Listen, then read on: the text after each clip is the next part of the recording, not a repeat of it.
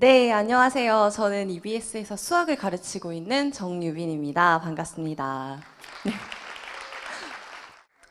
잘 나온 사진이 등장했죠? 아니, 수학이 제일 싫다고 아까 대답한 친구 누구예요? 이 대화의 흐름을 위해 대답을 한 건가요? 아니면 진심이었나요? 아, 진짜요? 내가 나오는 걸 알고? 오, 그렇군요. 고마워요. 네.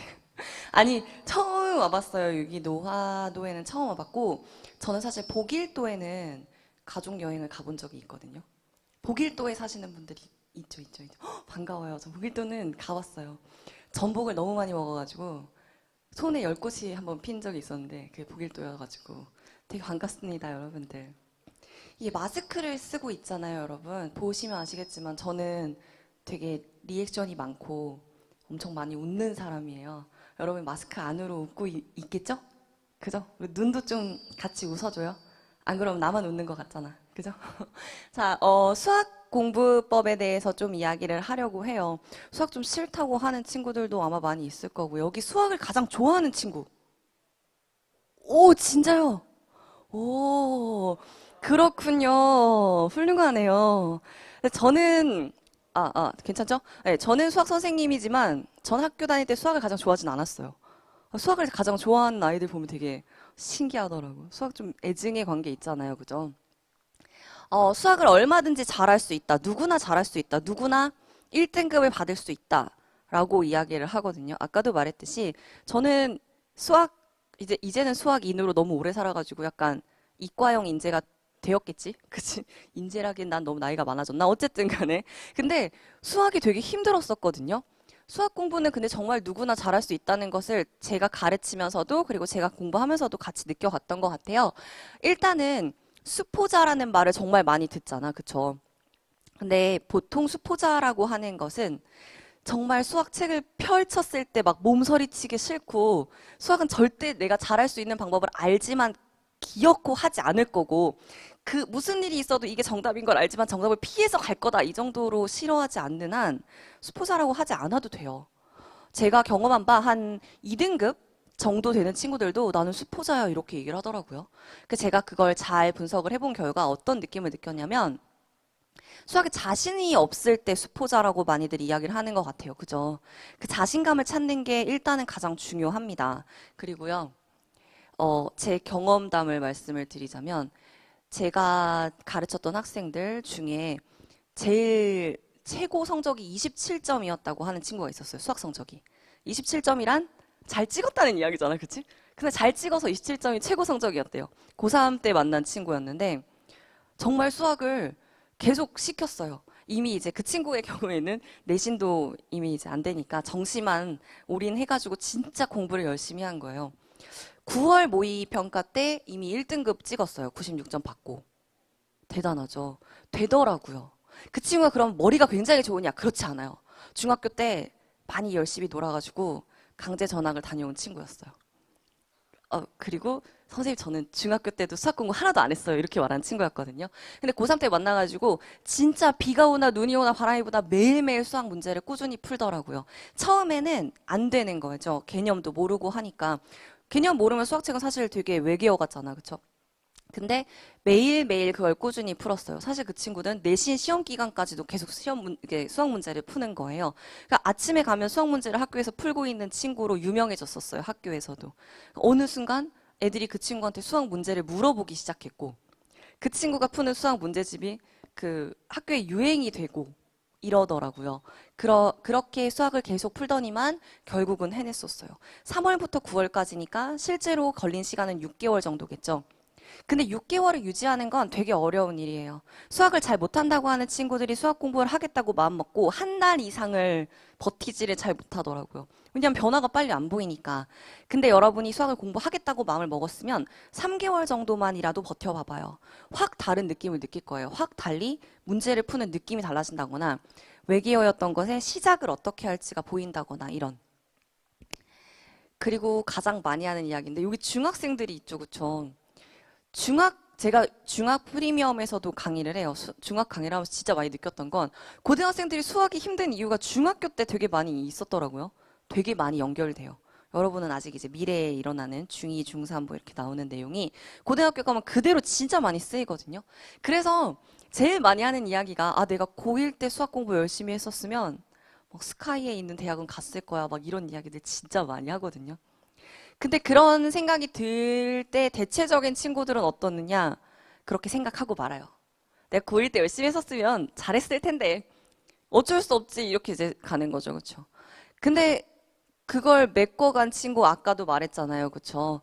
전혀 베이스가 되어 있지 않다면 그 베이스부터 채워가는데 시간 생각보다 얼마 안 걸리거든요.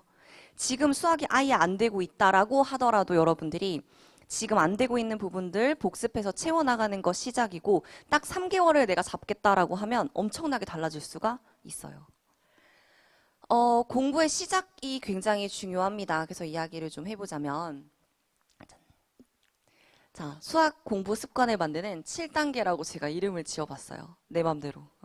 내가 지은 거예요. 내 맘대로 지은 거예요. 공부를 하겠다고 마음을 먹었을 때 가장 달라져야 되는 것은 자신의 태도와 주변의 반응이거든요. 일단은 내가 수학 공부, 나 이제 진짜 공부 제대로 할 거야 라고 생각을 하면 주변에도 좀 알리세요. 그럼 주변에서 좀 비웃을 수도 있어요. 근데 난 그걸 좀 즐기는 것도 괜찮은 방법이더라고. 그래? 난 보여줄게. 제가 쉬는 시간에 공부를 원래 하지 않던 학생이었는데 공부할 시간이 부족한 거야. 그래서 이제 쉬는 시간에 공부를 하겠다고 마음을 먹은 거예요. 그러니까 갑자기 쉬는 시간에 내가 책상 앞에 앉아갖고 공부를 하니까 내 친구들이 날 이상하게 봤겠죠, 당연히. 뭐야, 뭐 하는 거야? 매점 가자, 막 이러는데 안 들리는 척 했어요. 물론 처음에는 욕을 해요, 아이들이. 친구들이. 뭐야, 쟤 왜 저러는 거야? 막 이러는데 조금 지나면 그냥 공부쟁이의 이미지가 조금씩 잡혀가더라고요. 이미지 변신이라는 게 되게 중요한 거거든요, 사실. 뭐야, 이렇게 얘기하고 만약에라도 여러분이 공부 좀 더 열심히 한다고 싫어할 친구가 있다면 그 친구들 나중에 어차피 여러분 잘 되면 안 만날 친구들이 될 수도 있잖아요. 그죠? 지금부터 여러분들의 그 포지션을 바꾸세요. 나 진짜 이렇게 해볼 거야. 나 이제 진짜 수학 공부 시작할 거니까 니네 두고 봐. 라고 목표를 좀 주변에 알리고요. 그리고 내가 어떤 과를 가고 싶다, 어떤 대학을 가고 싶다, 무엇이 되고 싶다라는 목표가 구체적으로 있다면 더더욱 동기부여가 될 겁니다.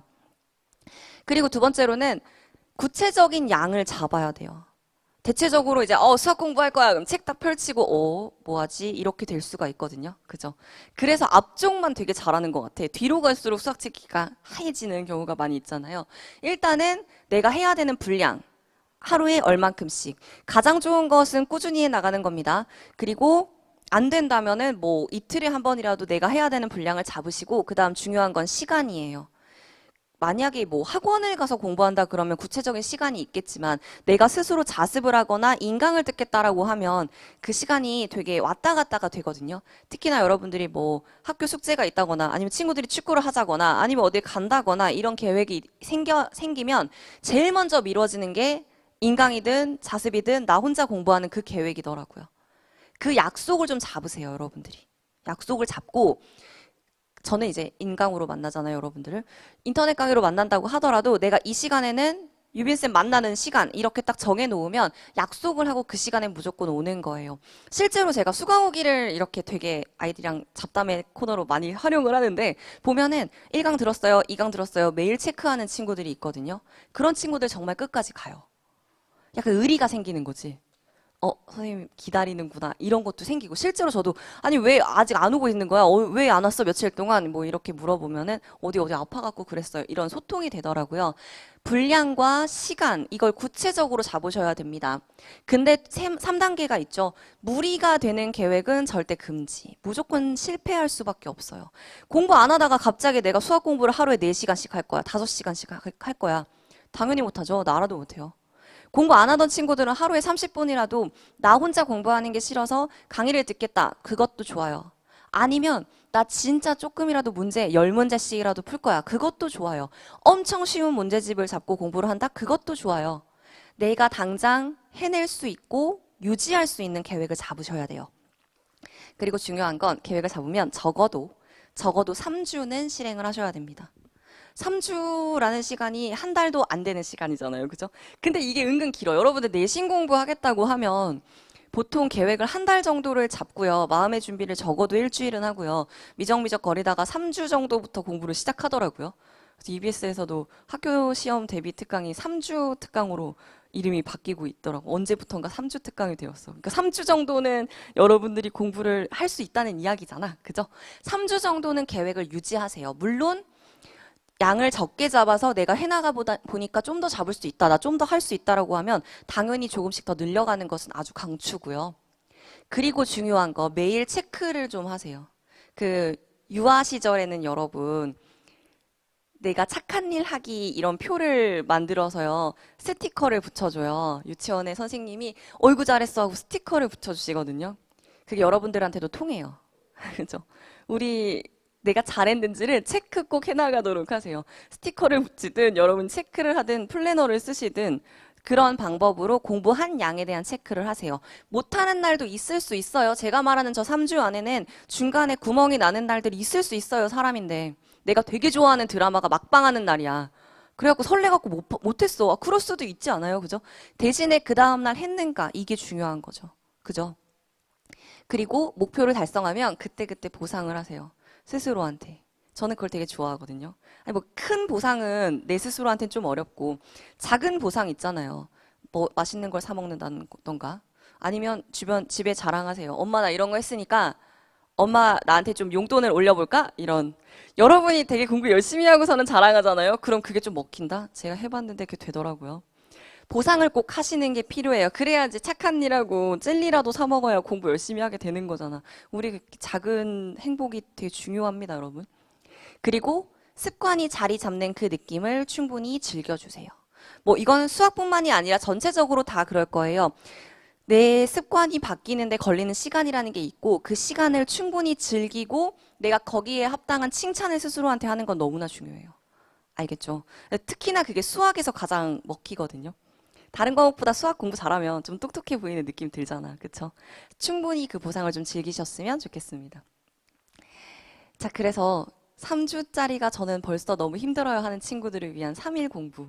작심 3일 공부. 아, 근데 이거 중간에 잠깐 생각이 나서 여러분 지금 몇 명 안 돼요. 여기 안에 있는 친구들. 뒤쪽에 있는 친구들도 제 눈에 되게 잘 들어오거든요. 근데 저랑 아이 컨택을 되게 많이 하는 친구들이 있죠. 성공할 거예요. 잘 될 거예요, 여러분들. 선생님이랑 수업을 할 때 학교에서도 마찬가지고 리액션을 좀 더 적극적으로 하시면 갑자기 선생님이 나랑 이렇게 눈을 마주보는 느낌이 들 거예요. 그러면 이제 잘 수도 없고 엄청 그치. 그럴 수밖에 없죠. 그쵸? 리액션을 좀 해주세요. 저 끄덕이기도 하고. 자, 이 3일에 대한 이야기는 보통 제가 이제 강의를 하면서 아이들이랑 대화를 할 때 선생님 제가 3일밖에 못했어요. 뭐 3일째까지는 버텼어요. 뭐 이런 얘기 되게 많이 하더라고. 근데 이 3일이라는 것에 제가 의미를 계속 생각을 해봤어요. 근데 이 3일이 엄청난 거더라고.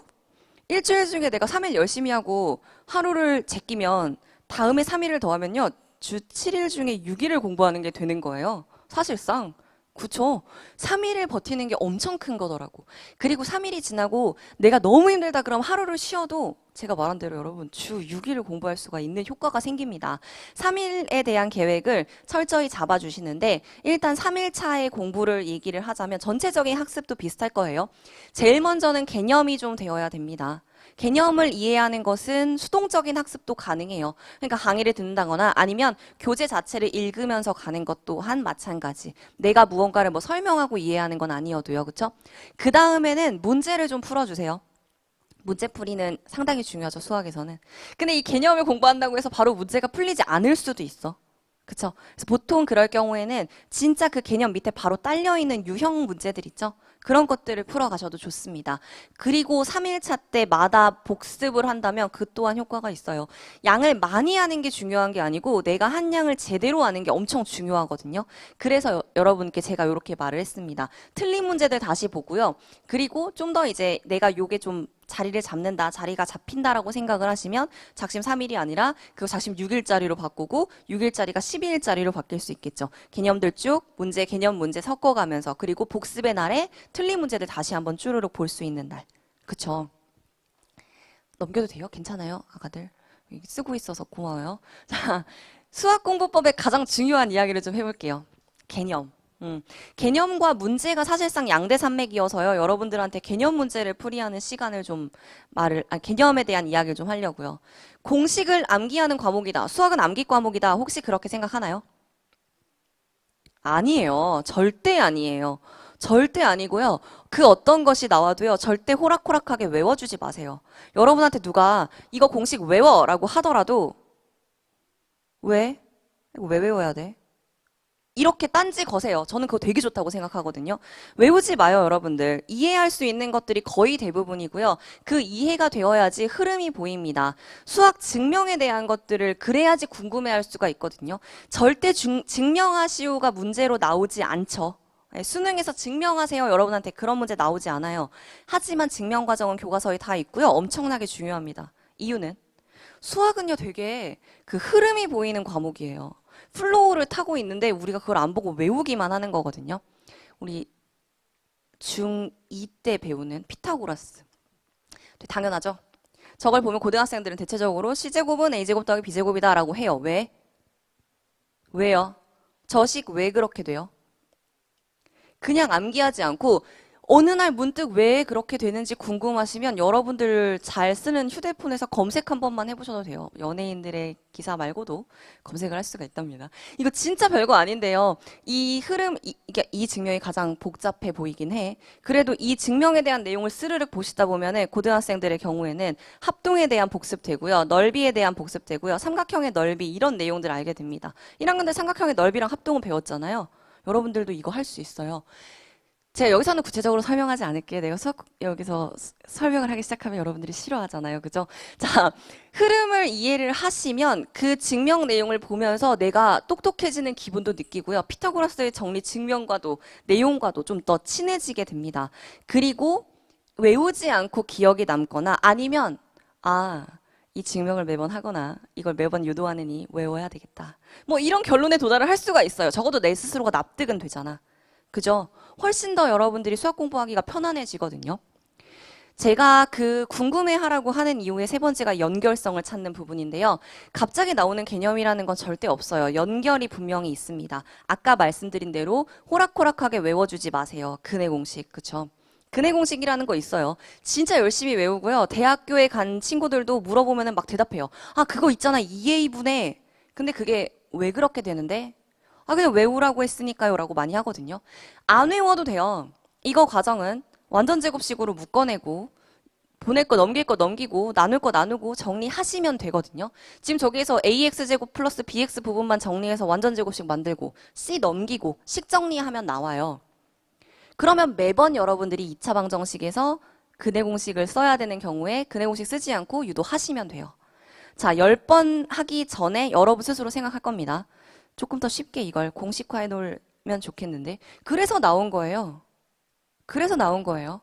적어도 납득은 돼야지. 그리고 두 번째는 저 루트 안에 있는 값은 0보다 크거나 같아야지 실수가 됩니다. 그쵸? 그리고 저 값이 0보다 크면은 근이 플러스 마이너스 하면서 두 개가 나오겠네. 0이면은 똑같은 게 두 번 나오네. 0보다 작으면은 실수인 근이 없네. 그게 판별식이에요. 그래서 그 다음에 나오는 내용이 판별식이고요. 근과 계수의 관계가 등장을 하는 거고요. 1학년 때. 그죠? 절대 그냥 나오는 공식도 없을 뿐더러 절대 단독으로 나오는 공식도 없어요. 모든 개념은 연결이 됩니다. 그래서 내가 다음에 나올 내용을 먼저 생각을 해볼 수가 있어지거든요. 자, 요거는 키워드.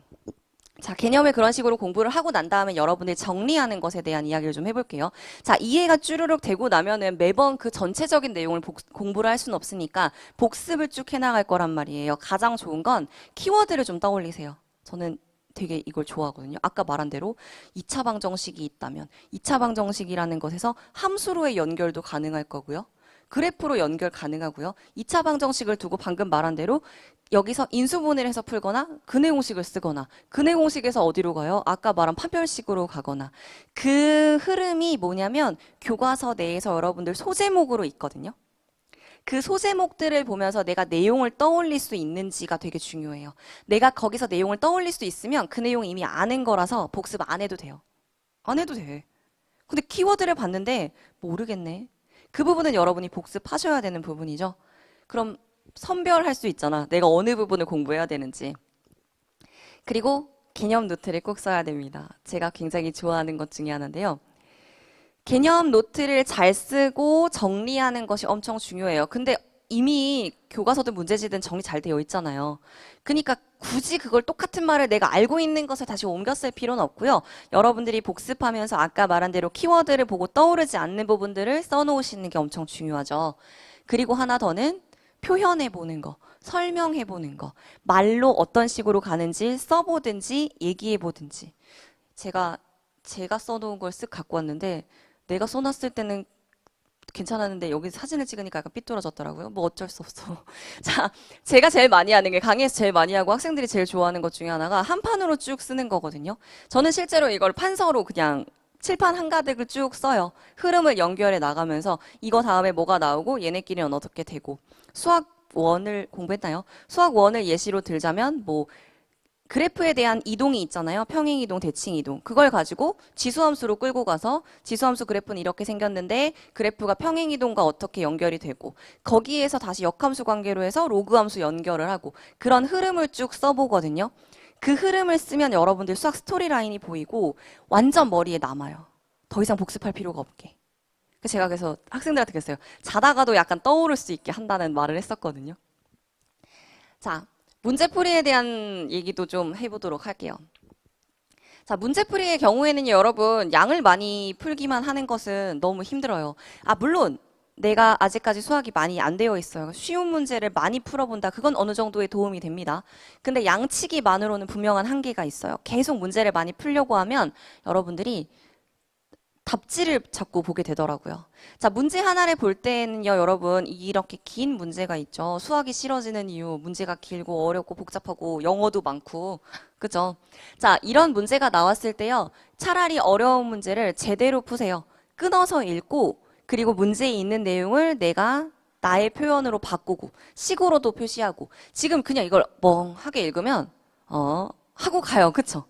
여기서 쭉 읽으시면서 대각선의 길이가 루트 6이야 라고 표시가 되어 있으면 대각선을 표시해서 루트 6이라고 표현하셔야 돼요. 그냥 읽는 게 아니고. 그러면은 반지름이 되네? 뭐 이런 흐름을 탈 수가 있죠. 그쵸? 그리고 여기 3, 4에 대한 것은 내가 표시할 필요가 없네 되어 있으니까 넘어가면 되고. 그리고 BA랑 BP의 길이가 같다. 같겠지. 원의 일부잖아. 이러면서 여러분들이 문제의 내용을 이해하는 거예요. 사실상 저 루트 6만 옮겨놓고 나면은 더 이상 글을 읽을 필요가 없을 만큼 문제의 그림 안에 모든 게 연결이 되거든요. 그렇게 끊어 읽고 나만의 식으로 표현을 하고 그 연습을 자꾸 하세요. 시간이 걸려도 괜찮고 어려운 문제 가지고 도전하셔도 상관없어요. 그 연습을 정말 많이 하셔야 되는데 문제는 답지죠. 제가 양측이랑 연결을 해서 말하는 게 답지를 여러분들 되게 열심히 많이 보고 싶어 하더라고요. 근데 양을 많이 풀려고 하면 답지를 엄청 열심히 봅니다. 본인의 그 답지 푸는 스타일을 한번 볼래요? 답지를 혹시 내 옆에 항상 끼고 있나요? 펼쳐놓고 있는 친구들이 있어요. 답지와 문제를. 1번 케이스, 2번 케이스는 필요할 때 찾아보게 어디든 서랍 안에 있고 3번 케이스는 문제 풀 때는 문제에만 답지는 아예 일단 딴 데 두고 문제 풀 때는 그걸 중간중간 꺼내보진 않아요. 2번은 꺼내보는 거고 3번은 내가 할당량이 끝날 때까지는 아예 꺼내보진 않고 끝나고 채점. 4번 케이스가 있더라고요. 답지를 아예 안 봐요. 어디 있는지 모른대. 채점도 안 해. 최악은 4번이에요. 그 화장실을 갔다가 그만 얘기할게요. 그런 느낌이에요. 그죠? 뭔지 알겠지? 답지를 안 보면 여러분 문제를 풀어놓고 답지를 안 보면 내가 뭘 맞았는지 틀렸는지도 모르고 내가 어딜 모르는지도 모르고 그 찝찝한 상태를 그대로 유지한다고요? 4번이 최악. 3번이 그 다음 최악이지. 그쵸? 답지가 옆에 있으면요. 같이 읽으면서 풉니다. 그럼 다 내가 아는 것 같아요. 여러분 틀린 문제 답을 다시 읽으면 되게 잘하는 것 같지 않아? 그렇지. 오케이. 넘어가. 세모로 바꾸죠? 그거 여러분이 공부한 거 아니에요. 선생님 강의를 들었으면 선생님 공부한 거고 답지를 읽었으면 답지가 공부한 거예요. 그거 절대 아니에요. 자, 2번과 3번은 미묘한 차이가 있는데요. 2번과 3번의 미묘한 차이는 뭐냐? 2번은 그래도 고민을 하고 그때그때 해결한다는 거잖아요.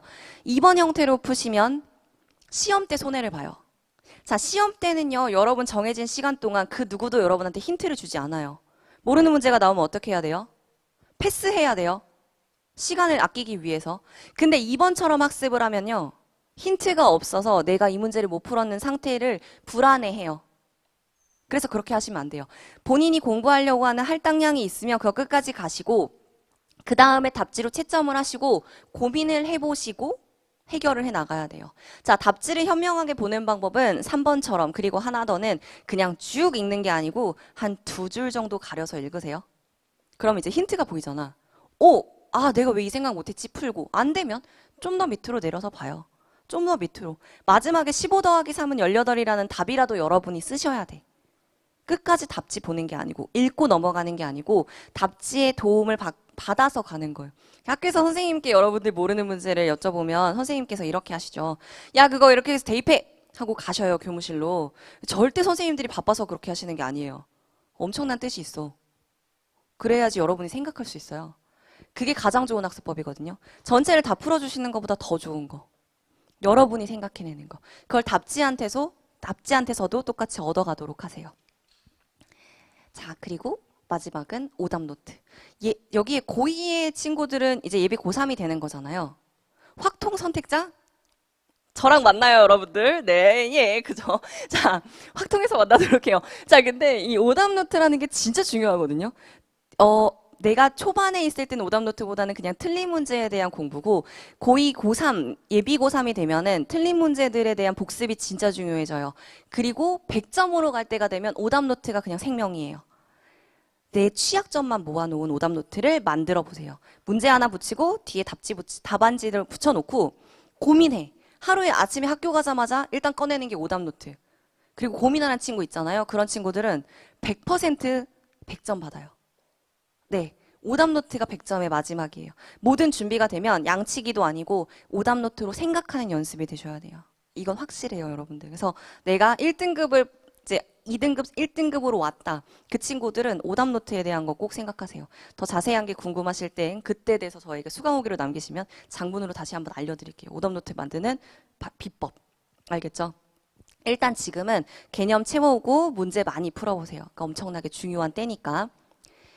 자, 수학공부법에 대한 간단한 이야기들. 그래도 여러분들 이렇게 눈을 잘 마주치고 있어갖고 좋아요. 좋아요. 저랑 오늘 아이 컨택 잘하신 친구들은 잘 될 거예요. 그죠? 어쩔 수 없어. 그럴 수밖에 없더라고. 자, 개념에 대한 거, 유형에 대한 거, 응용, 그리고 실전 파트. 수학은 딱 이렇게 4단계로 볼 수가 있습니다, 여러분들. 개념에 대한 것은요, 아까 말한 대로 개념 책 쭉 교과서 되게 잘 나와 있는 거 알아요, 혹시? 수학 교과서가 되게 잘 나와 있어요. 되게 말로 설명 잘 되어 있거든요. 교과서가 됐건 개념서가 됐건 좋습니다. 개념에 대한 것들 전체적으로 이해를 잘 해주시고요. 호락호락하게 외우지 말라고 했습니다. 내가 납득이 가도록 이해가 돼야 되는 거예요. 그 다음이 유형 문제예요. 개념, 왜 문제집 보면 개념 바로 밑에 적용하는 문제 있죠. 그 연습을 초반에는 해요. 개념과 익숙해지기 위해. 사실 유형과 개념까지가 개념이에요. 저렇게까지가 개념이고 응용 문제라는 것은 달라요. 내가 지금 얘들아 근해 공식을 쓰는 거야 하고 문제를 계속 풀기만 하면 여러분들 복합적인 개념이 들어가는 문제를 못 풀어요. 그죠? 복합적인 문제가 들어가는 것들까지 가기 위해서는요. 응용편에 있는 문제들을 쭉 풀어주셔야 돼요. 전체적인 개념 들어가 있는 거, 그리고 단순한 적용이 아니라 생각하는 거, 전에 배운 개념 끌고 오는 문제들, 이런 응용 문제들을 좀 더 생각하셔야 되고 어려운 문제들은 포장지가 멋집니다. 수능 스타일의 문제, 포장지가 멋져요. 내용은 똑같은데 그 멋진 포장지에 속지 않고 내가 그걸 해결하는 방법을 연습하셔야 돼요. 그게 아까 말한 대로 번지르르하게 쓰여 있는 것을 그림에다가 옮겨 쓰고 식으로 바꾸고 그 연습. 자, 그리고 마지막 실전은 아까 말씀드린 시간 운영에 대한 거예요. 패스의 기술 이렇게 말을 하거든요. 내신 시험 시간이 정해져 있죠. 수능 같은 경우엔 100분의 시간이 정해져 있죠. 그걸 내가 어떻게 운영할지에 대한 연습이 되어야 됩니다, 여러분들. 그래서 그 시간에 대한 연습들을 그때그때 하셔야 돼요. 예비 고3이 되어서 한 6모까지 끝나고 나서는 철저하게 시간 대비 연습을 하세요. 일단 지금은 1, 2, 3단계까지 응용까지를 열심히 가는 게 중요하고요. 자, 공부 꿀팁을 제가 쭉 줄여서 드리도록 할게요. 색을 다 띄워놓고 갈게. 자, 개념 노트를 만들어주세요. 이것은 아까 말씀드린 그 개념 노트랑 살짝 다른 거 하나 더. 2단계 때문에. 내가 모르는 것들만 적혀있는 개념 노트를 만들어주시면 엄청나게 도움이 돼요. 의외로 사람이 한 번 아는 것은 계속 알고 한 번 모르는 게 계속 모르더라고. 그렇지 않아요? 그죠? 그래서 내가 뭔가 모르는 부분은 나중에도 헷갈려요. 그래서 뭐 삼각함수, 그죠? 공식들 막 헷갈려. 그럼 그게 나중에도 헷갈려. 그게 언제 헷갈리느냐? 수능 시험 보러 가야 되는데 5분 전에 헷갈려. 너무 초조하겠죠? 그럴 때를 위한 노트라고 생각하시면 돼요. 나만의 약간 내 취약점만 써놓은, 아무도 말하지 않는 내 취약점만 써놓은 노트는 여러분이 만들어야 돼요. 근데 그 시간이 걸리잖아. 지금부터 내가 모르는 부분, 그러니까 전체적으로 어느 정도 됐을 때의 이야기예요, 이 노트는. 나만의 취약점 노트, 앤드 실수 노트. 나는 계산 실수를 어떨 때 많이 하더라. 이런 것들도 적어놨었어요. 제발 문제의 한글 부분 좀 읽어줄래? 이런 내 스스로한테 하는 말. 알죠? 수학에서는 왜 수식만 눈에 들어오잖아. 그런 말들도 같이 적어 놓으시면 수능 시험 직전에 볼 만한 노트가 생기더라고요. 그리고 그 해설과 강의라고 표현이 되어 있죠. 아까 말씀드린 대로 문제를 풀고 나서 대충 이해하고 오케이 오케이 이렇게 하시면 안 돼요. 왜 그렇게 적용하는지도 생각해야 되고 내가 막힌 부분을 어떻게 해결하는지도 보셔야 되고 한 가지 더는 한 가지의 풀이가 아니라 여러 가지의 풀이를 보는 것도 중요해요. 네. 그래서 다양한 풀이를 보는 것, 그런 것들은 여러분들이 강의나 해설, 답지 이런 것들로 좀 더 도움을 받을 수가 있을 겁니다. 내 풀이가 최선은 아닐 수도 있잖아. 그죠? 자, 그리고 마지막은 하루의 시작을 수학으로 해보세요. 상쾌하고 좋겠죠? 그죠? 학교에 가시면은 선생님 들어오실 때까지의 시간이 있잖아요. 그 시작을 수학으로 하시는 순간 엄청나게 성적이 올라요. 저는 국어를 좋아했거든요, 사실. 놀랍게도. 그래서 나는 항상 국어를 가장 먼저 공부하더라고. 내가 제일 싫어하는 과목이 수학이었어요. 그래서 수학을 가장 밀리니까 내 플랜에 가장 공부 안 하는 게 수학인 거예요. 그래서 바꿨어. 요 녀석을 좋아해보자. 아침에 수학으로. 그게 되게 효과가 있더라고요. 그 모닝 수학 괜찮아요. 약간 졸릴 때 음악도 들을 수 있는 과목이잖아. 음악 살짝 들으면서도 공부할 수 있거든요, 수학은. 그렇게 바꿔보세요. 엄청난 효과가 생길 겁니다. 넘겼는데 괜찮죠? 자, 여러분들, 제가 드리고 싶은 한마디는 이거였어요. 상상할 수 없는 꿈을 꾸고 상상할 수 없는 노력을 하라. 이게 피터팬에 나오는 이야기인데요. 제가 되게 좋아하는 말이에요. 말도 안 되는 꿈을 꾸세요. 누가 뭐라고 해도 나는 뭐가 되고 싶어. 꾸세요, 그 꿈. 난 너무나 응원해. 대신에 그 이상의 말도 안 되는 노력을 해보세요. 당장 엄청난 변화가 생길 겁니다. 여러분들이 꾸고 있는 그 꿈을 이룰 수 있도록 저는 계속 응원하고 있겠습니다. 여러분들 저랑은 다음에 또 만나도록 해요. 감사합니다.